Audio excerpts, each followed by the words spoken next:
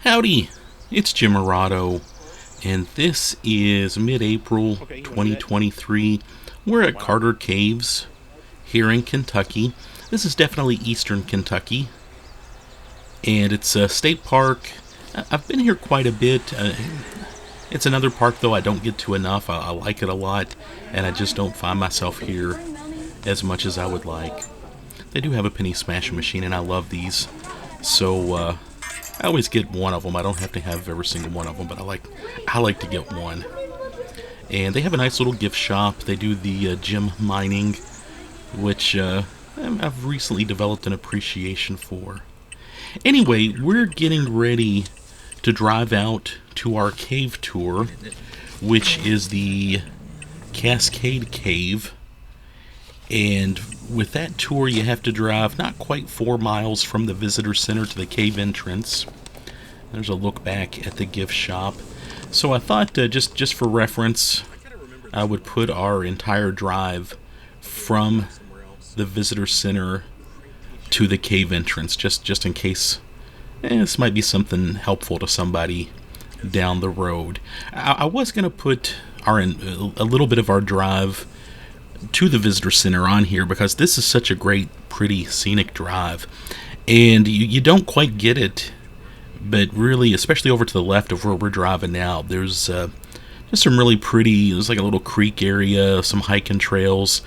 This is a deceptively attractive park. There's just a lot going on for it. And I think a lot of people come here and see the caves, and they don't get how much. Yeah. Check out the. It's just kind of pretty over there to the left. But I don't think people appreciate what else this park has to offer. They do have several caves. I know during the main year they offer 2 different cave tours, and then I think during the busier kind of summer seasons, there's another 1 or 2 other cave tours they offer, and then there's a self-guided tour of a cave you can also do. So there's this park has more of a punch than you would realize. They also do a lot of special events. I know around Halloween they usually show some sort of horror movie in the cave. I think obviously with COVID, that threw a wrench in the system. But they still do stuff. I know this past year, and I wanted to go to it and I wasn't able to, but one of my friends went. They had a tie-dyed, like a Halloween tie-dye party where I think it was $10, they gave you a shirt and then you got to tie-dye it. And I really wanted to do that. I used to do a lot of that back in high school. We would have tie-dye parties. Did anybody else do that? We would invite people. This was in Owensboro, Apollo High School. We would invite a bunch of people over, and we asked everyone to bring 1 or 2 colors of the old RIT dye. And I haven't done that in forever, but man, was that a lot of fun. Especially if you had a t-shirt, like a white t-shirt that got a stain on it or something. You could tie-dye it. And then, it was still very wearable. But yeah, Carter Cave State Park. Great park. It's kind of, if I'm here in Lexington, kind of if you're driving towards West Virginia, so it is very far, what I think of as eastern Kentucky. And it looks like eastern Kentucky as you're driving around. The gift shop, I like their gift shop. They do have a couple of old school patches, not the kind of newer modern. Looks like it was printed like a photo print off of a printer. They've still got the kind of stitched that are so nice. And their hiking stick medallions, they actually look a little cheaper. They're not as nice as some other parks, but they do have a nice gift shop. And obviously go in there and support them. They deserve it. They need it. It's a state park. They have, I didn't go there on this particular day, but they have a very nice state park lodge. And I've been wanting to stay there for a while, but we just haven't had a chance to. But it's very, very attractive. This isn't far from Moorhead. Not far from, Lexington, Louisville, Moorhead. Wheeling, West Virginia. You could easily do this in a day trip. It's not that big of a deal. We had a really good guide on this day, as you're going to see here shortly. I didn't catch his name though, so forgive me for that. But he said he had been doing this for a while, and you could tell he knew his stuff. Knew a lot about history too. And here in about 8 minutes, 8-9 minutes into this video, he'll take over. We'll let him talk. as I've done with my other cave videos, I'm going to try to leave this unedited. I'm going to try to give you the whole full, complete, real-time cave tour experience. So there will be some jerky camera action here and there, little bit of out of focus moments which happen in a cave, and of course this is a wet cave. Some drips of water hit my lens a time or two, but I don't think it really distracts. But it's there. Let me warn you now. I did turn my camera off for about a minute or two when he did the whole total darkness thing in the cave. So there's literally 1-2 minutes that I didn't record, and there are a couple of other moments where the camera action was just way too jerky, so I edited that out. But other 3-4 minutes tops, you're getting the complete cave tour. We got out here for our cave tour. It was 10:30. The cave tour was at 10:30, and some people, there were some stragglers, and that kind of threw things off a little bit. He said that he usually tries not to wait for people. They try to stop selling tickets 15 minutes or so before the tour starts, but still. And we actually, with this cave tour, you go into a couple of different caves. You're pretty much doing the one main cave tour, and it kind of goes in and out of the cave. And then at the very end, we go into another cave where we see a kind of a cave waterfall. Do get to see at least one bat pretty clear on this tour. He was right above us, and I filmed him, and he was darn cool. So there is one bat. I think that's really about the only wildlife we got on this particular video. Yeah, and I just double check. It's North Cave, I think, where the waterfall will be that we'll see at the end of the video. They've got it lit up. Kind of reminded me of the waterfall there in Eastern Tennessee that everybody goes to. And not quite as big, but the way they had it lit up reminded me of that. Another thing, when we go see the waterfall, our guide will talk a little bit about how the top of the cave kind of collapsed. So what you see now is a little bit artificial. And you'll be able to check that out and figure that out as we get in there, because there's a door, you go in, and you can tell where the roof is kind of artificial. Also at the very end, our cave guide, as we're waiting for people to come back up from the waterfall, from that north cave with the waterfall, he talks about the cave and his time at the cave and some things that have happened, and it was interesting. So I'm going to leave that on here.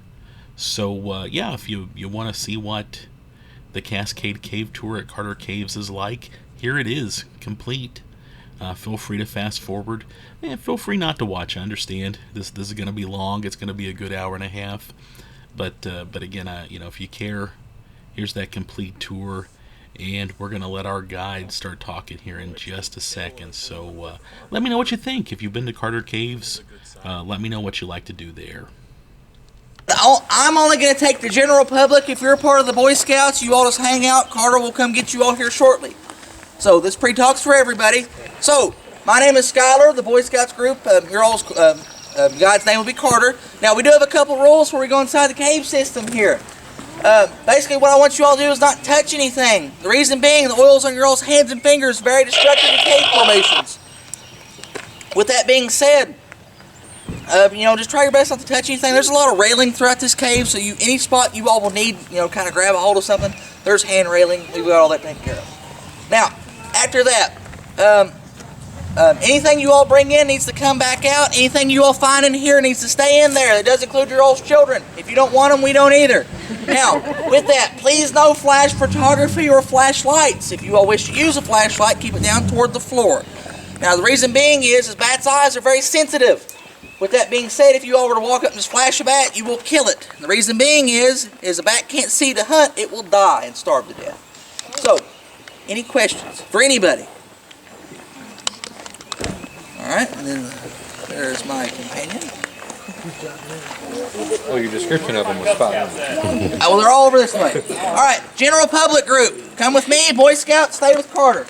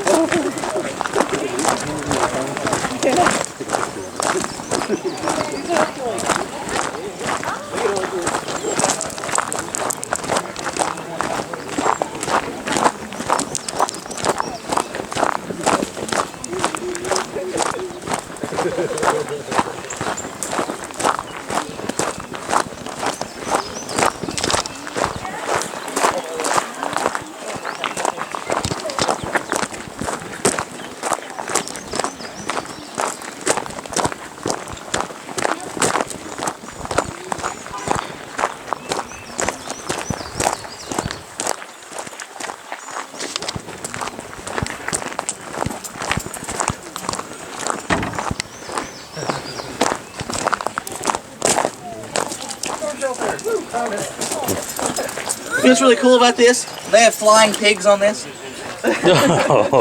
What's really funny though is the state didn't realize it. Oh. No one discovered it, so we get to keep it.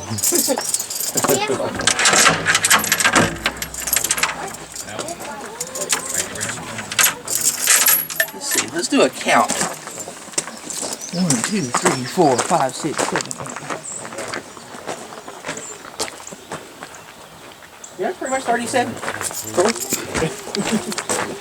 Yeah, I got to like 32 and quit. So yeah, we pretty much got 37. So, quick show of hands. Is anybody afraid of snakes by any chance? Yeah. Something kind of cool about this cave tour. About 2 years ago, I yanked this door open, and usually I walk backwards into the cave, so I usually check myself now. I felt something nice and cool lay across the back of my head and neck. I turn and look, it's a piece of rope. At the end of that piece of rope, it has eyes. It was a 4-foot long black snake, and I took it with me and got a free cave tour. Now, in all seriousness, if you all find any turtles or any snakes or anything like that you all think need to be moved from the cave, come talk to me about it, because they can't regulate their body temperature and they will die inside this cave. So if it's non-venomous, I'm going to take it out. If it's venomous, well, it sucks to suck. I ain't touching it. So, let's go. Just click around that light in the center of the floor. Sure. Yeah, I have no business touching any of this thing, so I keep my hands. I don't want to go fingers on those things.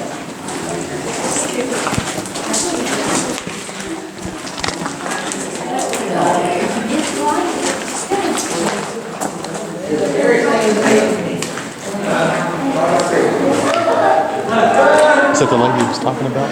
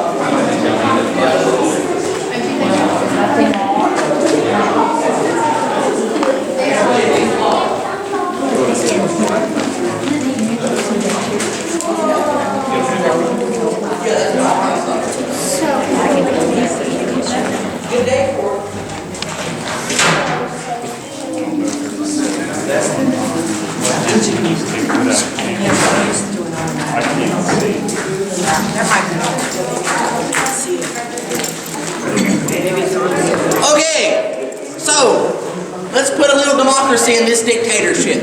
That's kind of a cool thing about being a dictator. You get to choose when democracy happens. Let's take a vote. We get to choose science or history first. History? History. 2, 3 votes for history. Science. Actually, I think history wins by 1 vote. Very well. If you all don't want to use democracy, we'll go back to a dictatorship. So, we'll start with history. What you all are standing in is what we call the ballroom or the dance hall. With that being said, throughout the 1920s to about the 1940s, people would have parties in here, which is kind of cool. And prior to COVID, right before it happened, we started to kind of have dances and parties in here, but of course, COVID ruined that. So with that, throughout this section of cave here, throughout the 1920s, when Prohibition was in effect from the 20s till the early 30s, they ran moonshine throughout this section of cave here. What's really neat, in that collapsed section, there was one of the original stills, and of course that's been destroyed long, long ago.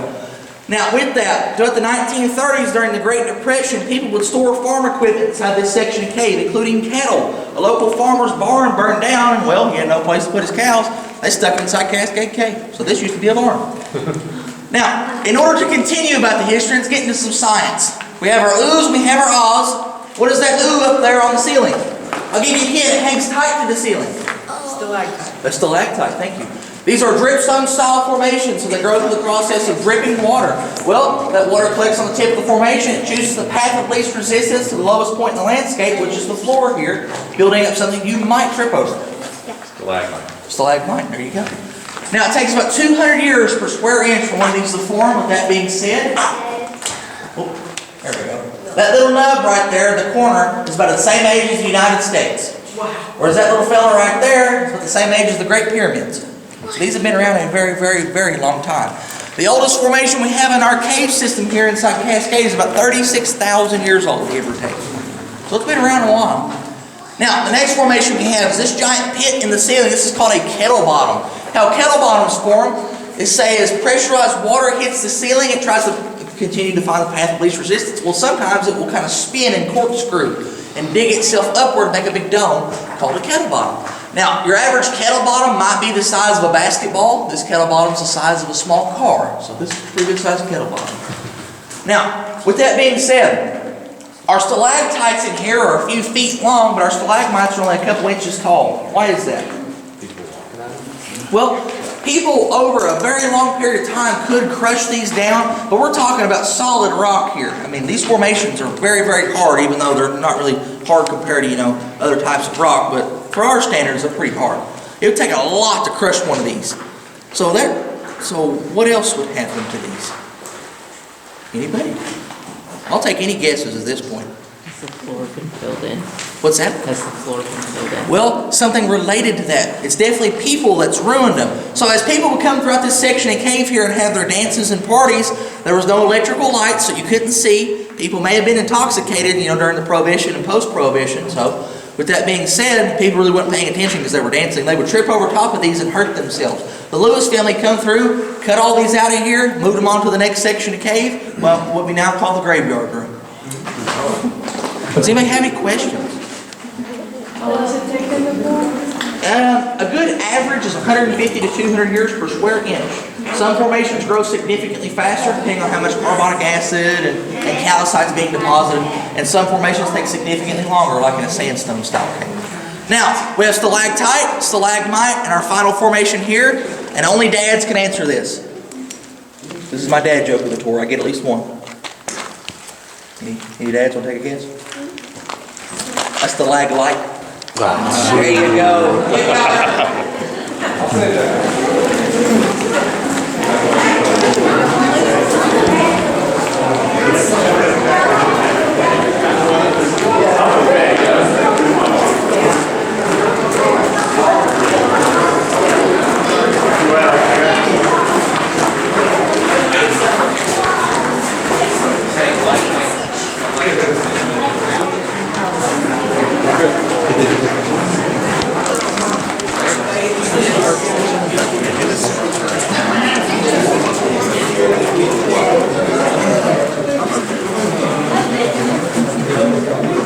So, have you all found it yet?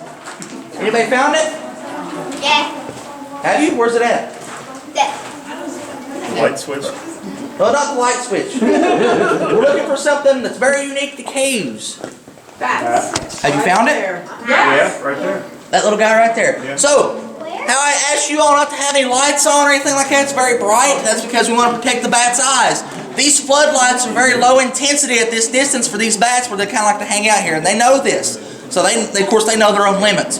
But with that being said, what I really recommend for everyone to do if you all ever wish to shine a light on a bat and not really hurt its eyes is let it get used to the light, let its eyes adjust. Well, just as an extra precaution, this flashlight gets pretty daggone bright. So I turn it to its lowest setting, and there's your little bat. Now this is called a tricolor bat or a pipistrel bat. Now the reason I know that is because, well, it's three separate colors. It's got kind of a cream colored stomach, kind of a little bit darker outer shell, and big, bright, pretty pink wings. Well, this is a microbat. They're very antisocial, just like our little brown bats. Now, our big brown bats, oh, he's awake too. Check that out, he's moving. Yeah, he's moving. Now, I don't want to bother him too much since we all got to see him real quick. I'll put a light back on him here shortly. But with our big brown bats, they're about 3 times the size of these little guys. But they're also very antisocial bats. Now, our only social species on this park is actually our endangered species, the Indiana bat. They love to sleep in clusters. A cluster about the size of my fist will fit about 20 in there. So they love to stack in pretty tight. Now, at the distance of a football field, they can see the hair on your all's face move using their vision. They have extremely developed vision. Now, using their hearing at a distance from here to about that door over there through echolocation, they can also watch the hair on your face move. So, they can definitely tell you all are here in great detail. Bats are quite curious animals as well. In the summertime, when we get a larger population inside Cascade, if you turn the lights off and sit still, you'll hear them circle you. They're trying to figure out what you are. Kind of cool. Yeah. Now, is anybody familiar with vampire bats? Yeah. What are vampire bats associated with? Baby Hawk, Baby Hug. Drinking blood. Okay, what else is associated with that? Light. Anybody? Lights. Nobody ever seen a movie before? Yeah. There you go, Dracula. Who is the original Dracula? Me. You're about 600 years too late, but I like the enthusiasm. Vlad the Impaler. Vlad the Impaler lived in southeast Romania in a political state called Wallachia, about 4,000 to 5,000 miles away from vampire bats. By the time he died, Europeans never knew vampire bats existed. With that being said, I have no idea how the link was created, but it was somehow. But what's really cool about vampire bats and other more famous bats is vampire bats specifically, they don't actually suck your blood. They'll land on your body and poke a little hole and lick out whatever's coming out because they have an anticoagulant in their saliva. So basically they treat you like a human-sized ice cream cone. And they'll fly off and you never know what happened because they have super, super fine hypodermic style fangs. Does anybody have any questions about bats? How many are in the cave? In this cave right now, you might find a couple dozen. On this park, prior to 2013, before white-nosed fungus came, you had about 2 million on this park. After white-nosed fungus, you had about 50,000. And between 2016 and now, we have about 65,000. It takes bats about roughly the same rate as humans do to reproduce, so it's going to be a little while before we get our population back. We estimate about 200 years. So I'll be gone at that point. So. Does anybody have any other questions? About anything at all so far? Very well. No. Let's move on. What's this button do?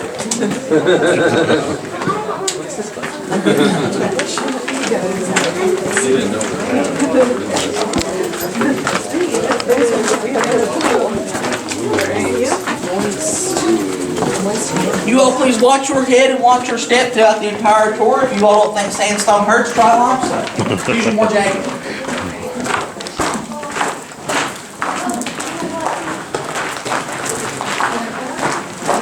There are there's some resolution to the white nose thing though, right? I read somewhere about a light or something that was helping with the situation. Well, white-nosed fungus doesn't survive very well under UV light. Yeah. But in order to get UV lights that'll cover the entire massive cave, it's pretty pricey. Yeah. In the state park system, we don't necessarily get the funding like a federal park would for such things. So Mammoth Cave may end up with it, but where Mammoth Cave has hundreds of miles of passageways, yeah, they probably won't get it either. Because white-nosed fungus, it loves this nice, cool, humid environment. So anywhere you have a cool, humid environment, white nose will exist. So, I mean, it's possible it could be in somebody's basement. I mean, you just never know. Let's see. What's this button?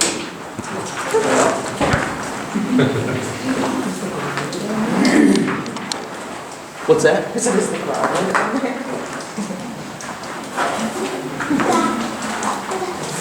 You said the grotto, right? Yeah. I mean, they do come in here. Yeah. Are you all part of a grotto? Oh, okay. See, it's always fun getting like other fellow cavers on cave tours because we always just bounce stories off of each other. It gets really fun.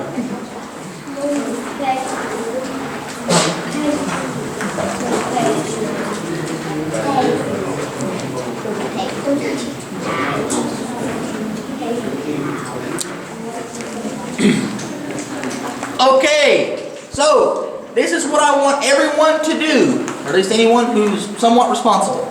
You all see this section here? Yep. This is called the crossroads. We also call it the Y, the T, whatever it takes for you all to remember this section right here. The place I tell you all to come back to, if that's what it takes to remember that, this is it. Now, here, whenever we come back from the graveyard room here in the next half hour or so, I'm going to be behind you all, shutting off lights, locking doors. So whoever's the most responsible of the group, I'll have you all lead us all back to here, and I'll come get you all. I'll be right behind the group. So, sound good? Yeah. Cool. Now, what we're getting ready to enter is the largest room inside Cascade Cave and the second largest room on the entire park, the lake room.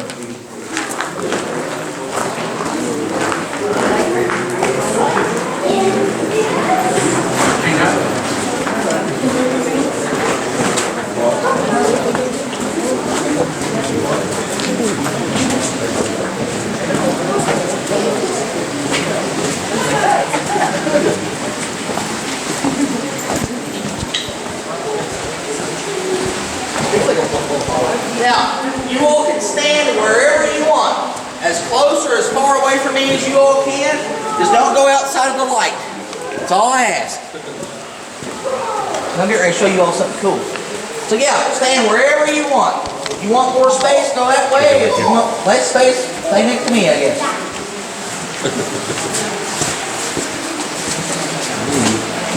I hope you know I aspire to have your facial hair one day. I do. I was doing so good and I had to shave for something. You can do it. I believe it. Yeah, you all can stand wherever you wish. See, I had the full curl going. I had it all, and I had to shave. It was unfortunate. Yeah, you all may stand wherever you wish. Just pick a spot and stay there.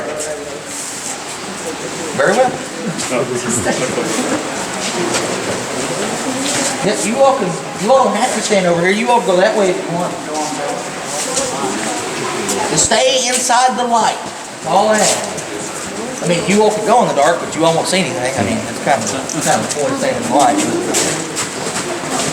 Yep, you all can have as much space as you want. Just stand wherever you want to.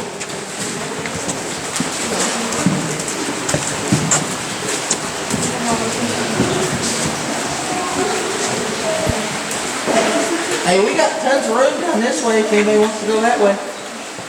You're welcome. Come on if you want. Or not. Very well. Yep, we got tons of room down here if you all want to go down that way. Whoever wants to. As long as you all are off the stairs, that's when I'll get started.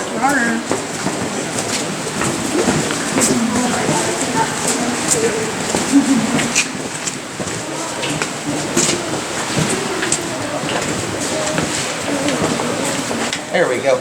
Perfect. So, what you all see here is what you all would have seen prior to 1963 on this cave tour. Well, with that being said, prior to 63, you'd have to use torches, candles, lanterns, and different things like that to see throughout our cave system here. Well, what's really cool about 1963 is when the first generation of electricity was installed inside Cascade. What's really neat about that is I actually know the exact date because I know the guy that put it in. It was my grandpa in 1963. Oh, and this is what we get.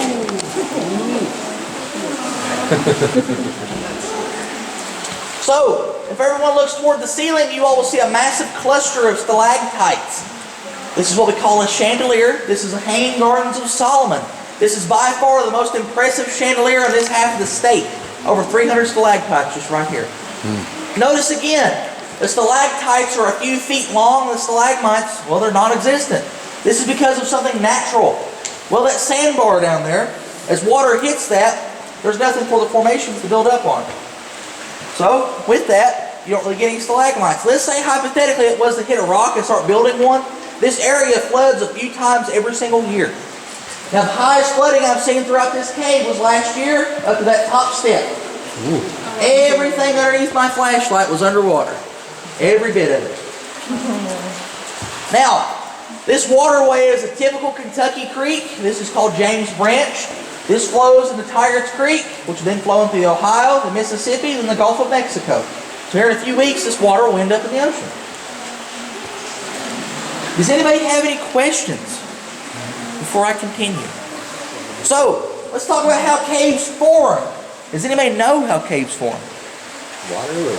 Well, water definitely plays a pretty key element to it, but what we need something to make a little crack for water to get into. Anybody have any suggestions? Earthquakes can definitely do it. That is one. Now, let's say we have no seismic activity hardly, like for example, in certain parts of the world. Nothing really significant. Something consistent, something that will always happen regardless of seismic activity or not. What's that? Well, roots can. What's that? Well, if we get no seismic activity, something without tectonic plate movement. Does anybody else have a suggestion? Well, what we need is carbonic acid. Show of hands. Who here has had a carbonated beverage today? Oh, yeah. Carbonic acid's in your body right now. And your stomach acid is significantly more powerful than that. Well, carbonic acid is part carbon, part calcium. Where do I get calcium? And please don't say milk. There's not enough cows on top of this cave for that much calcium. Where's the calcium? In the rock. Well, we'll get to the trees. Just give me one moment. What's that? In the rock. The rocks. You all are surrounded by hundreds of tons of calcium. The limestone and sandstone. Now, where do we get our carbon? Trees. Because trees are living things. All living things on this planet are made of carbon. Well, when they die and decompose, where does that carbon go? It sits there. Some of it goes to the atmosphere. Most of it stays in the soil. When it rains, it carries it down throughout the soil, makes contact with your limestone and sandstone, and eventually kind of make it through a chemical process, make carbonic acid. And after some exposure to carbonic acid, you get a little strip of rock that's ate away by it. Water comes in, and when water rushes back out, it pulls out material and makes a cave. So Cascade Cave is actively growing as we speak. Does anybody have any questions after we talked about that? Alright, I need to get to the front. Please make a hole. I have a decent sized cave gun.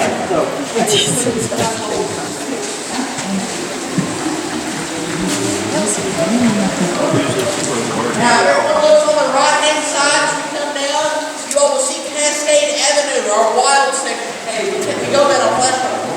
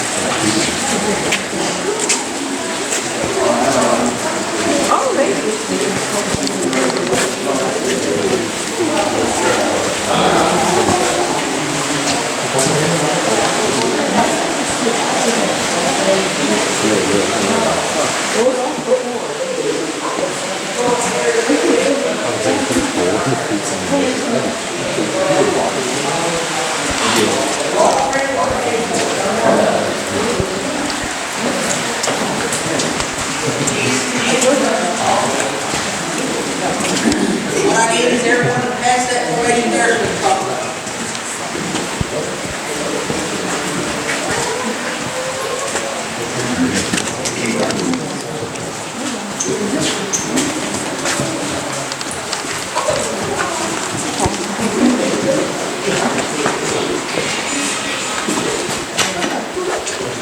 So, what I want everyone to do is look at this formation here. If I get my flashlight to work. There we go.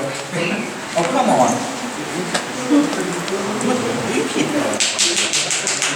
What's wrong with this thing? Okay. There we go. Sweet. So, we've seen tons of dripstone style formations thus far. We're going to look at our first flowing stone style formation, more commonly called flowstone. This is just common vertical flow stone that flows at a vertical rate. Well, your horizontal flow stone creates rimstone like that right there. Looks like a movie stairstone. Really neat. Well, what's really neat about formations, they can actually clot themselves up in the sense that the formation will die. Then they'll come back to life. So basically, as these minerals clot up all those passageways for water, the formation stops growing. Well, after a crack or something like that forms again, water will spill back out, the formation will come back to life. Now, I've been doing tours through here since I was 4 years old. So this formation when I was a kid was alive. It ever so slowly shrunk, and here the next 10, 20 years, it'll probably open back up again. That's the kind of cool thing about formation. Now, is anybody familiar about the cave wars? Yeah. Anybody know about that? Okay, the cave wars. Is anybody familiar with like Hatfield McCoy feud? Well, what's really funny about the Hatfield McCoy feud, hardly anybody died in it. In the cave wars, there were dozens of people killed in the cave wars. Well, that's the reason why this wall right here was originally constructed in the late 1920s, early 1930s. With that being said, the cave wars, so 1929, what happens?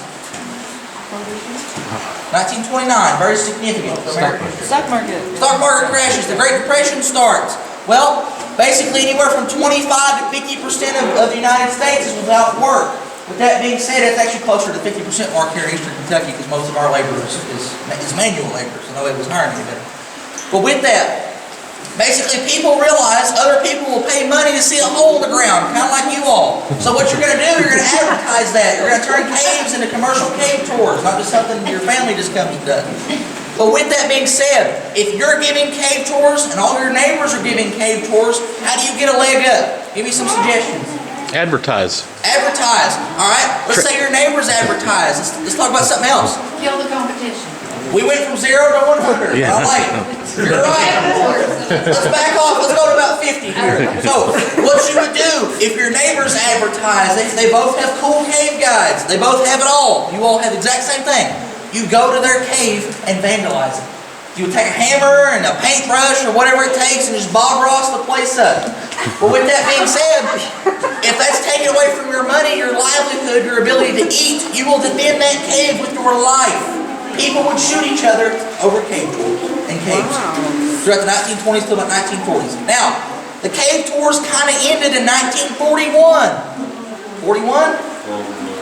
The United States enters the Second World War. Now, with that, all the young men join the military. All the women and all the elderly go to factories. Nobody's without work. I mean, unemployment is pretty much like 1%. It's pretty much insignificant. Well, with that, everybody's making money from the federal government. So, cave wars in. Now get this. The main body of Carter Caves was purchased in 1946. What happened in 45? About September 2nd. September 2nd, 1945. The United States signed this peace pact with the Japanese. Now with that being said, all this extra money that went into the military, it's not needed anymore. They're not going to throw it away. It's the government. I mean, come on. They're not going to throw money away. It's just, that'd be preposterous to think that. But basically, they give the money to the states and other federal agencies and such, and one of those state agencies is the State Park System. 1946, Carter Caves was purchased from World War II money. Now, Cascade Cave here, it was purchased in 1959, so it's not quite, war money, but, they got it, which is kind of cool. Does anybody have any questions? All right, this is what I want the group to do, and everyone standing over here, look that way for me. There you go. So, we're going to walk outside. We're going to go see Cascade Nature Preserve. With that being said, you all take your time, take pictures. When I get the entire group, I'll get started in the work picture.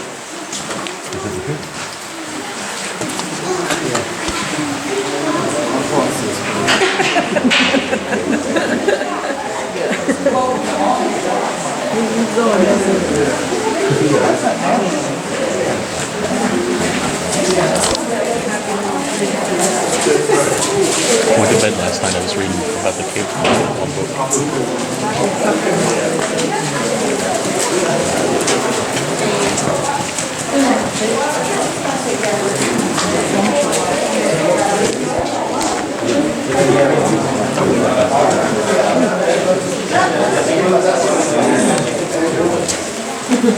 I got one.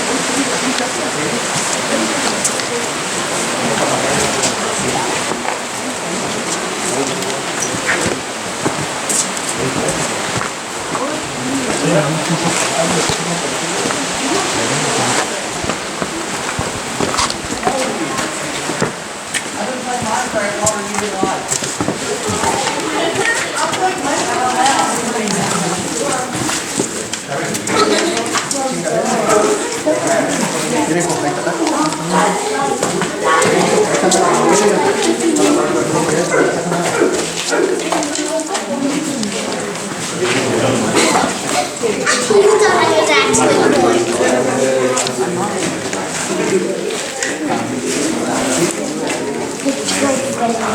This is cool. That's fine. Because if you all did close it and lock themselves, I have to swim with 8 feet of water. And I had to do it before. Oh yeah, I took a swim that day. That water is 66 degrees. No, I had to swim to get back in. Okay, so we are standing in North Cave. Why do we call this North Cave? There you go, it's on the north side of Cascade Cave. Last year it took a family 45 minutes to get there. Now, with that being said, here inside North Cave, there was an old building up there that burnt down in the late 30s. That building's quite insignificant, but what's really cool about it is there's a special feature to it. That manhole cover up there. What was that used for? We'll get to the toilet. Do be patient. We'll definitely get to that. Does anybody want to tell me what that manhole cover was used for? Anybody? Ventilation? Huh? What's that? Air conditioning? There you go. Air conditioning. That's right. And that is 1930s air conditioning. This was at a time in Kentucky whenever hardly anybody had electricity, let alone running water. I mean, it just wasn't a thing. You would open up that manhole cover. If it was too hot or too cold inside that building, it would regulate it to 56 degrees Fahrenheit. Cool. On the dot. Maybe a half to a full degree difference, but that's pretty much it. Now, with that, what is this used for? Well, it definitely supported something. Oh, was that our toilet right It's right here's the potty. That being said, notice the spills out in the Cascade Nature Preserve. So about 90 years ago, that was not a nature preserve. It was a leach field. That's how this plant grows so well back there.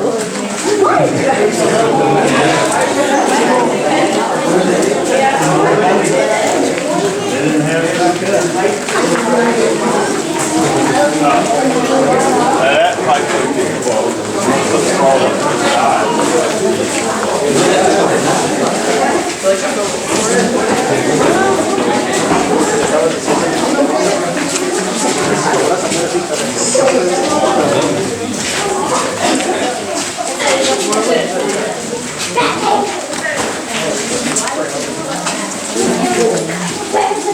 Everyone position yourself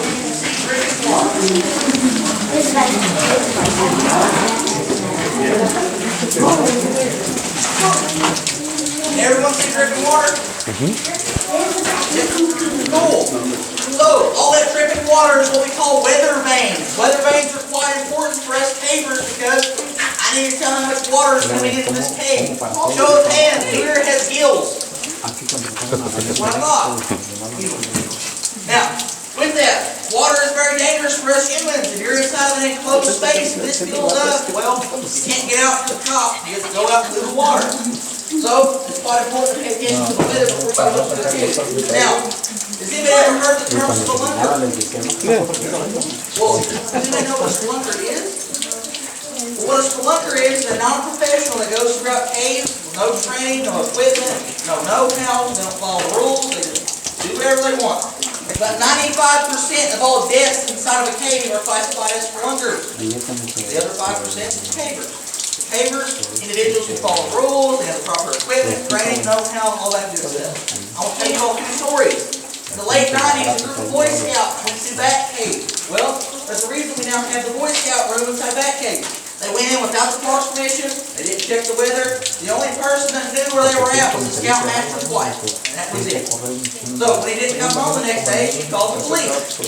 Now with that being said, the group of Boy Scouts was stuck inside that cave for a couple days because it flooded and filled all the way up to the top of both exits of the cave. Well, they managed to make it to the highest point inside that cave, and I called the Boy Scout room. There's not a single fatality on that. Now the next story I'm going to tell takes place in 2003. There was a group of boys that went to Horseshoe Cave. They were intoxicated. They didn't follow cave rules, obviously. They didn't check the weather, didn't do any of this stuff. Horseshoe Cave is about the height of this railing. This will fill up in 10 minutes. It takes about 30 minutes to crawl back to it. So once it starts raining here in the back of it, oh well, should have paid attention.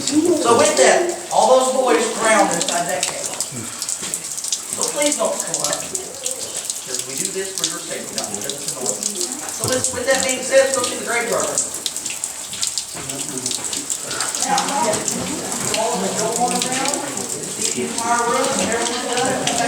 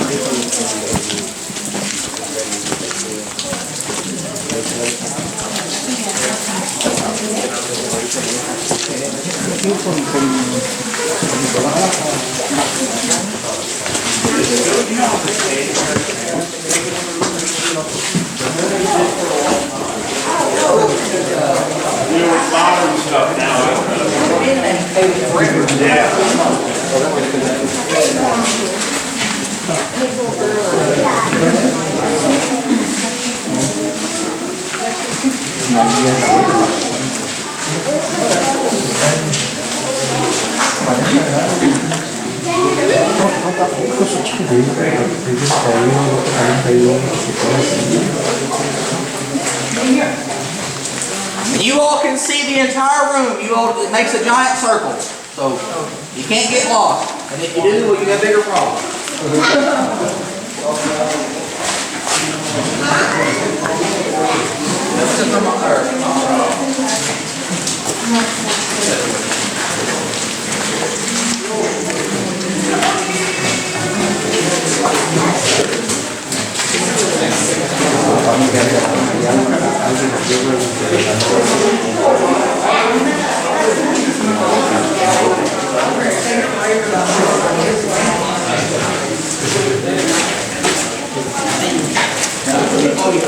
Even though a shadow is pretty comfortable, that's a good distance.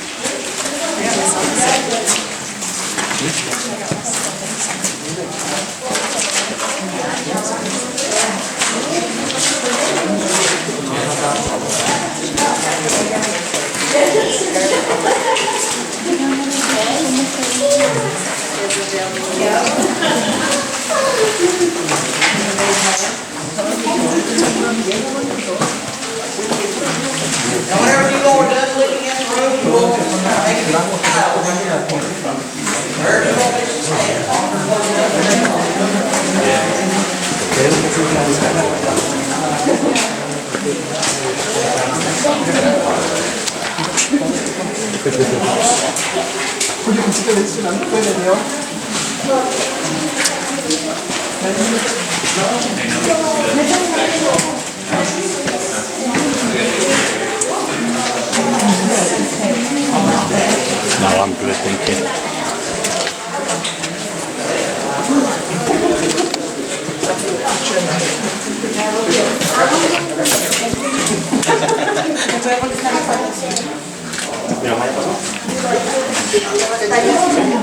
con eso pinche manita.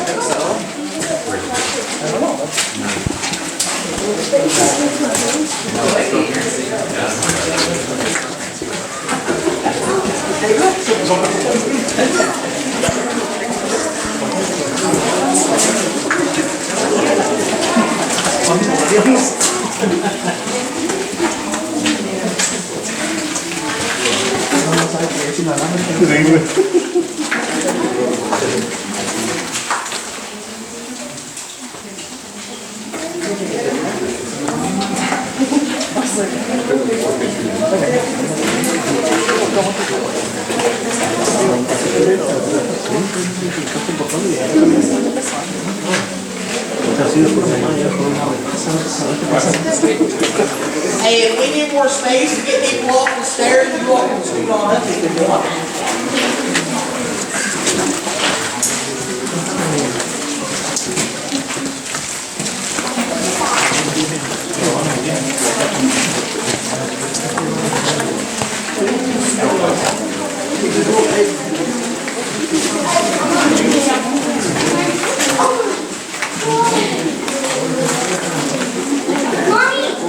Do we have everybody? Is this the whole group?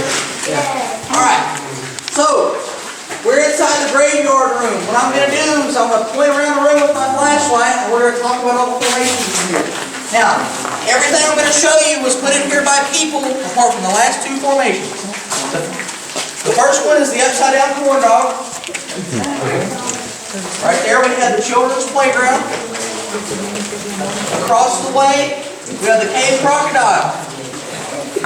Now, in the center, we have the graveyard. Now, this right here is what we call the cathedral. That is natural. And over there in the corner that's lit up, that is what we call the wedding cake. That is also natural. Now, what do we call a stalactite and a stalagmite that meets in the middle?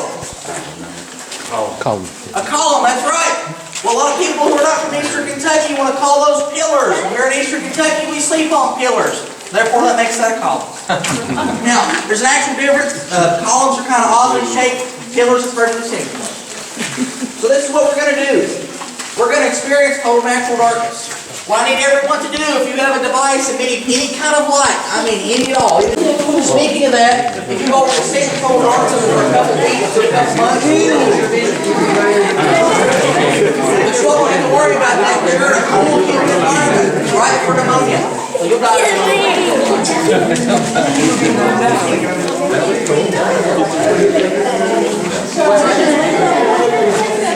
Yeah, I mean, you get some darkness for very cool, humid environment. Not at all. Alright, if no one has any questions, we'll continue. You know, I'll speak up here a little bit while we're walking back over to where we were earlier while I'm thinking about it. And our guide's name is Skylar. He said that at the very beginning, but I forgot that for some reason. So Skylar, and he said he's been doing cave guiding tourists through this cave since he was 4. Sounds like he's been here for a while. Sounds like, he mentioned that his granddad put in the lights. Just all very cool stuff. A couple of interesting things to note too. He mentioned the the Boy Scouts that got trapped in the one cave, and then later on, in the early 2000s, he mentioned about the other explorers who things did not turn out well for them at all. Very fascinating story. I don't recall that happening. I need to Google around about that and find that out. Also, again, forgive me with the lights, with the water, with the shadows. The camera does get a little blurry at times, and and again, I'm not gonna edit this hardly at all. I'm gonna try to leave in as much as I can just to give you a sense of how long the tour was, what all we saw. And so I'm going to leave those imperfections in here just so you can, again, get a feel of this complete tour. And hopefully you'll want to go to Carter Caves and experience this trip too, because this is a great tour. obviously ask for Skylar. Gonna go out. We're gonna pass that Boy Scout group here in just a little bit. They're gonna be crossing paths with us.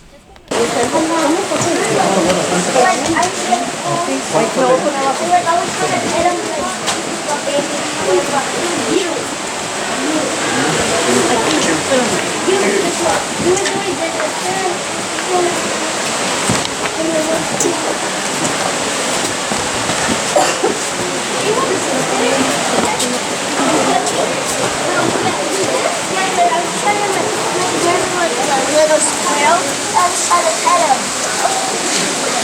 And I don't know who was doing that.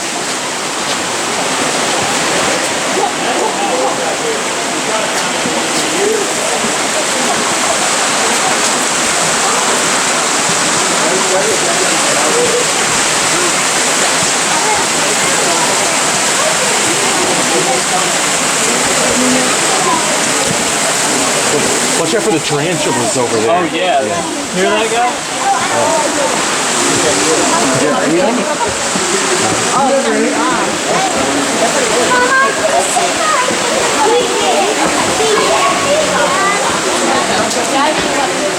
Your guy. You got I've never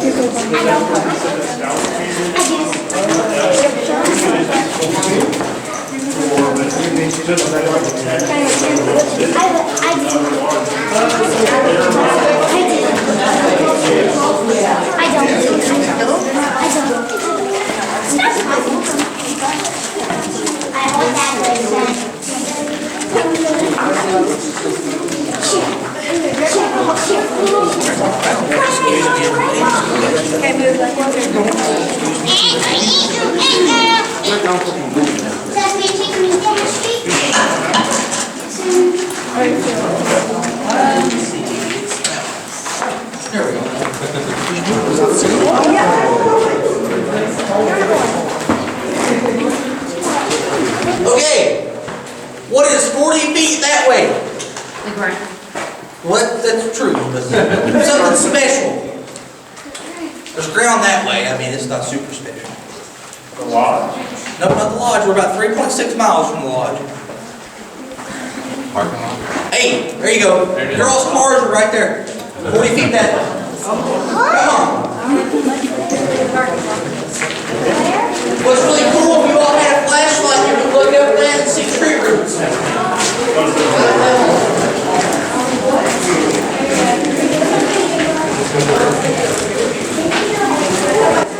Okay, yeah, I know I said I was done talking, but while we're walking to the next spot, just a couple of other quick thoughts that I was just thinking.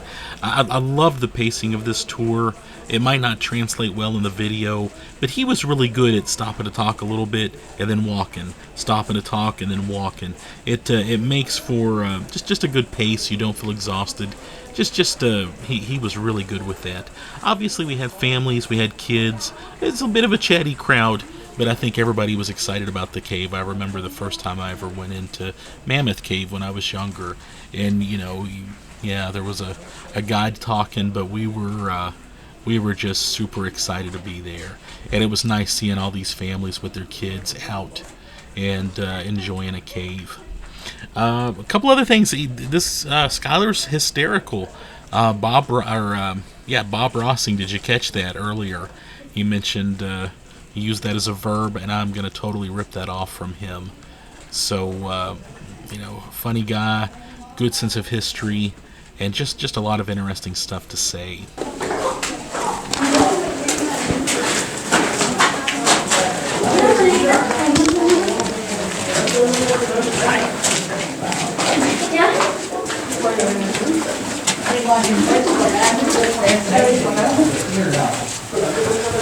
By the time people made it to this part of the world, it would have been made.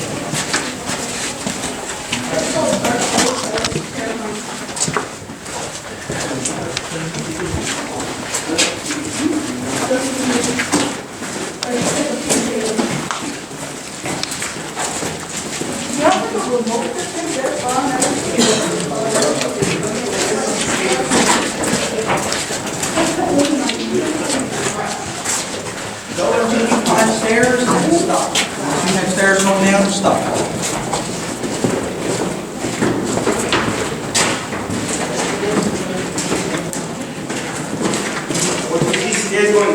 Yeah, those stairs right there, stop for me. Perfect.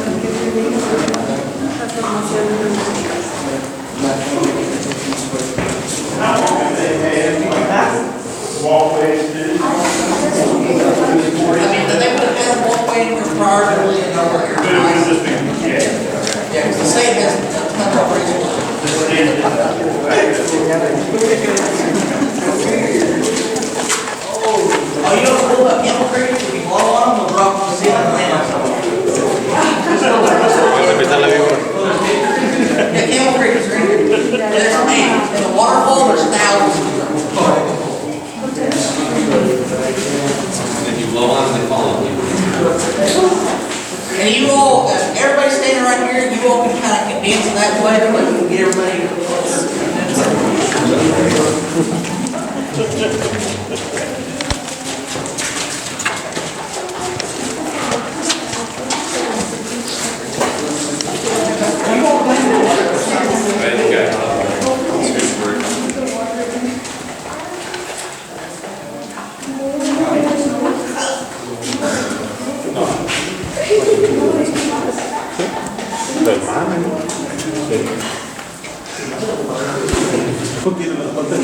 ¿Para dónde correr?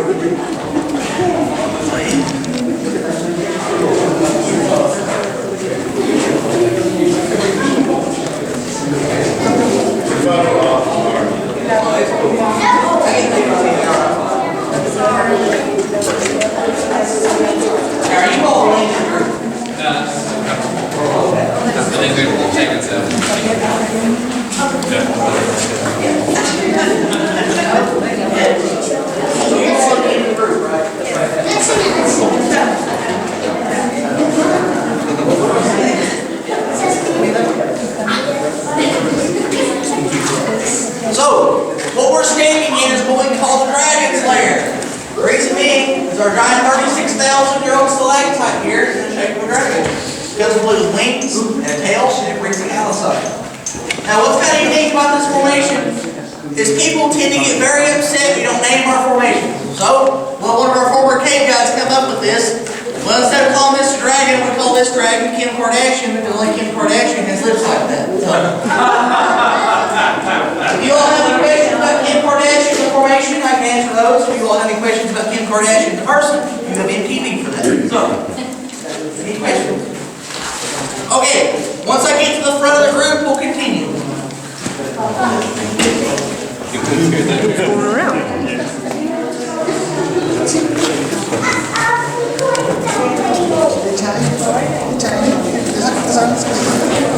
Alright, so I'm pretty good at that.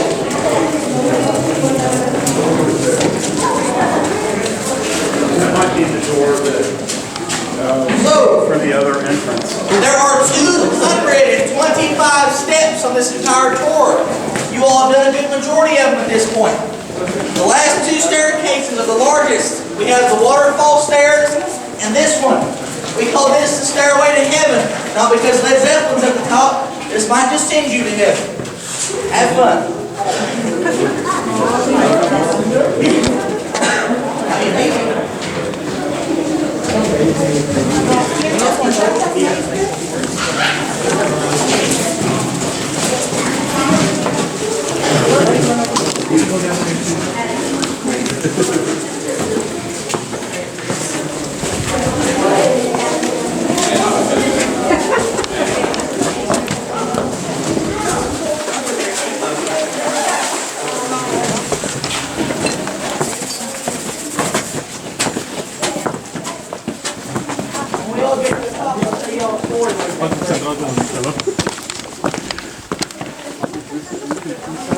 It is. It looks like it. It is, yeah.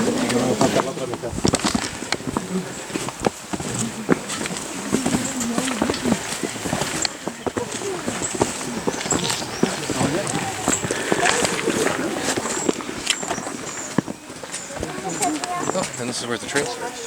Thanks.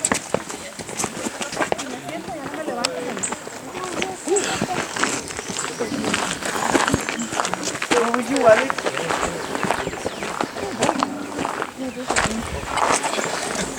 ¿Otro pozolito?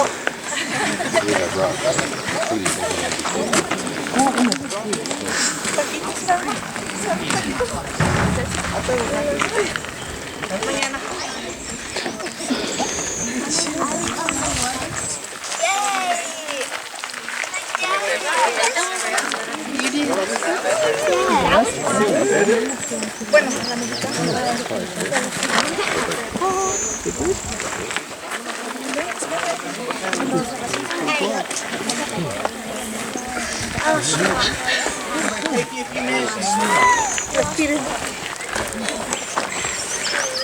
We lost you.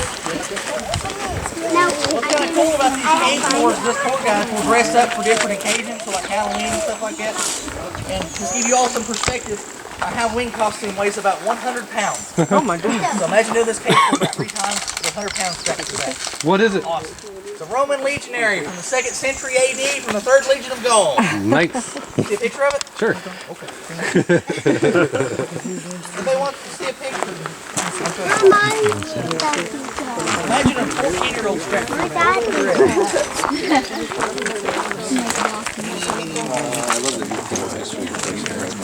What's school for? That's me too. I'm a history major. Yeah.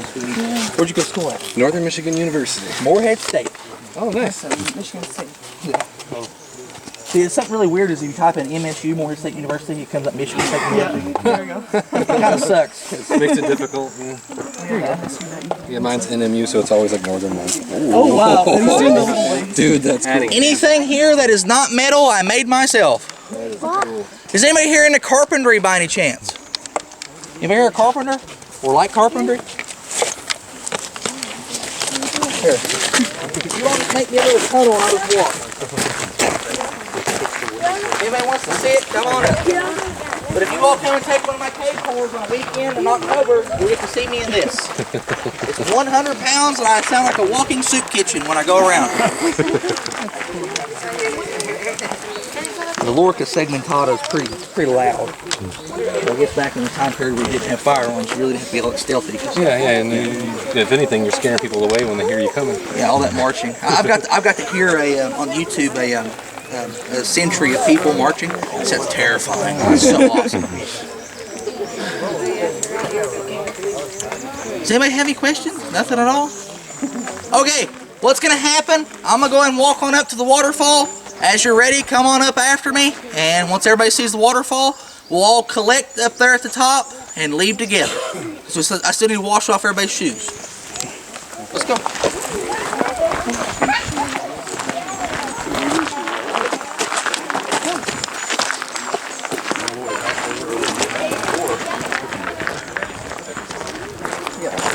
Doing this walk in that armor sounds really great because all the jumping and shackling and stuff. It's really cool.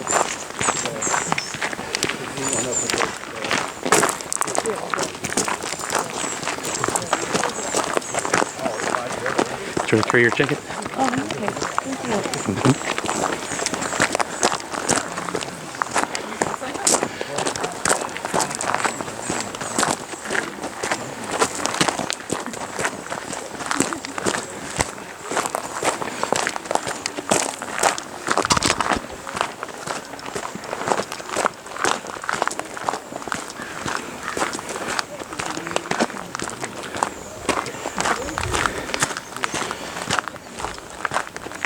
And just real quick, he is moving.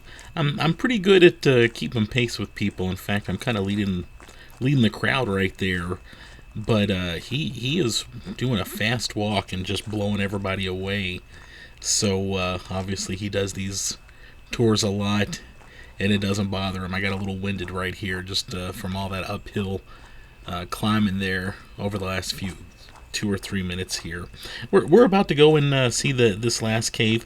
Check out the roof here too. It's artificial. Just check that out.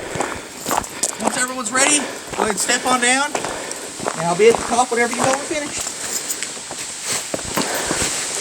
Check it out and come back out. Yep. Okay.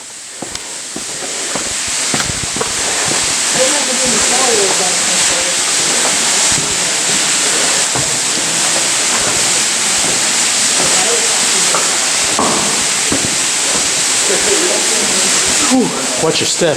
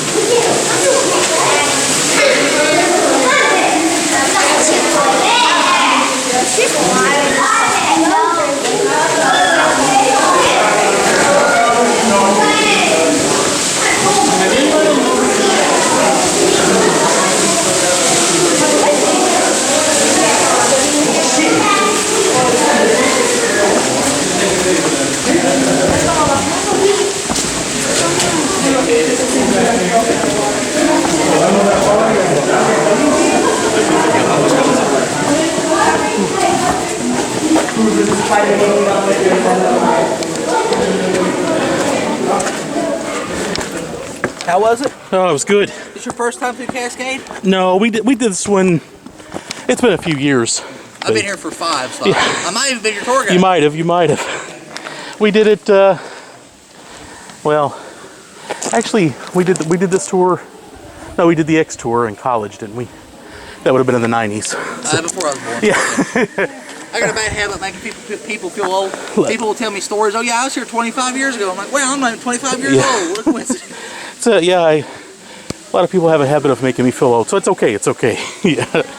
So did your grandpa work at the cave? Did he do more than just the lights? Army Corps of Engineers. And then they contracted out the Army Corps of Engineers for the state park system to do a lot of the maintenance and stuff back in the day. Because a lot of these major projects, it takes an actual contracting service like the Army Corps of Engineers to do it. Yeah, yeah. Something this large, because this right here was put in by the Corps of Engineers in the 60s as well. That roof, it was natural, it collapsed, and they put it back. Oh, wow. That's good. I did not know that. Yeah, our maintenance guys definitely could not do that. Yeah, yeah. So you have to call Oh, it they were made out of something stiffer back then. It was... Yeah, that's concrete. Yeah. It is now, at least. First out gets the seat. Yeah. How did the resolution come up in the cave with that model camera? It's mostly good, but it goes out of focus ever so often. Yes, some cameras are awfully picky inside the cave. Yeah, yeah. I've filmed a lot of caves actually, so but usually it does pretty good. We try to watch, like, see what's going on. Seems like always Halloween. There's cool stuff going on here, and we always miss it. I mean, that's what we all enjoy it because this uniform's hot and it's it looks bare bones, whatever. And then at Halloween I get to be hot and I get to look cool. Yes. At least I get one of the two. Double bonus. Yeah, we go like 4th of July. Oh, 4th of July here is ridiculous. I got in trouble one time on 4th of July because I was too patriotic. What? I had too much red, white, and blue on. And that bothered people for... They posted me on Facebook. I got 25,000 likes and 2 dislikes, and because of the 2 dislikes, I had to take it off. Of course. What was that for? 4th of July. I was in too much red, white, and blue, and I got in trouble for it. Doing a tour? Just walking around and having a good time. Yeah. I got in trouble for it, though. Oh well, I guess I'll be patriotic somewhere. Be patriotic wherever you are. God bless America. How far in the wild section of the other part have you gone down? Oh, I've been through the whole thing. I've even been to Sandy Cave. Sandy Cave, how I mentioned that one cave fills up after 10 minutes of rain, that's one of them. Okay. So, and it stays full, so you have to have about a week's drought, and then you can go into it. It's cool. You know that massive passage up Cascade? It's like that all the way through, but where it fills up so fast, we can't do tour stuff. That's cool. It is pretty awesome.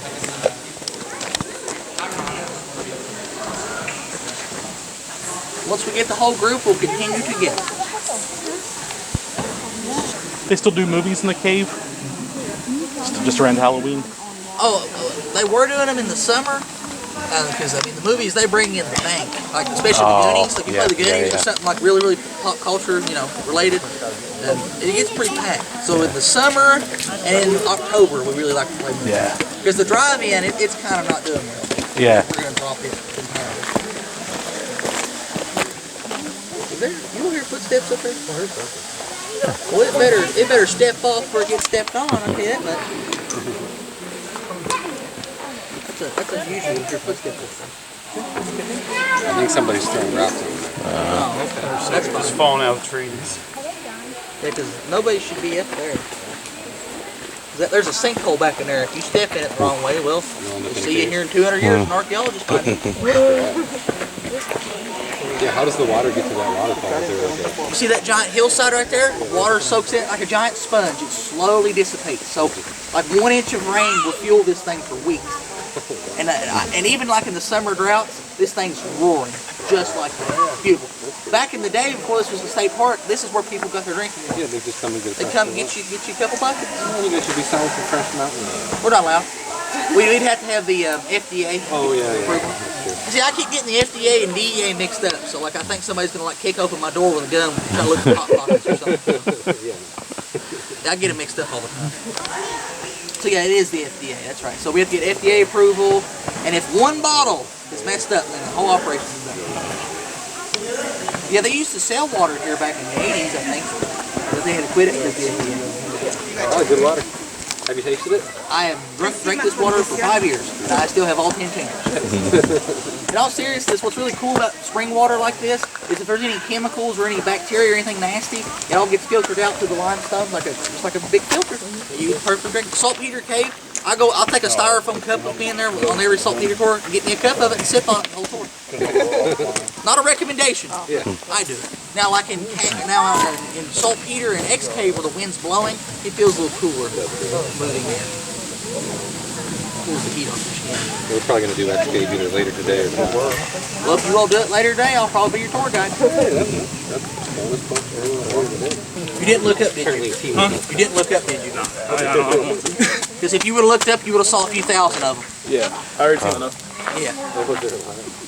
Cricket. Is he doing the cricket?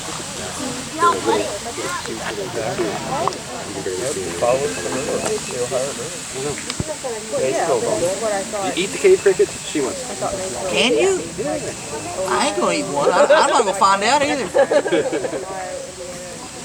I mean, I guess you could, but you better kill it. You know, you better kill it as soon as it goes to your mouth, because them suckers will sting you and they hurt. They sting? They're rough. You pick one up the wrong way, you'll figure it out. Never mind. If you all want, you all can hang out next to the picnic tables and have a seat down there. Just please don't leave, because I need to wash off your all shoes for the white nose fungus. Okay? So I'll see you all down at the picnic table. What do you got?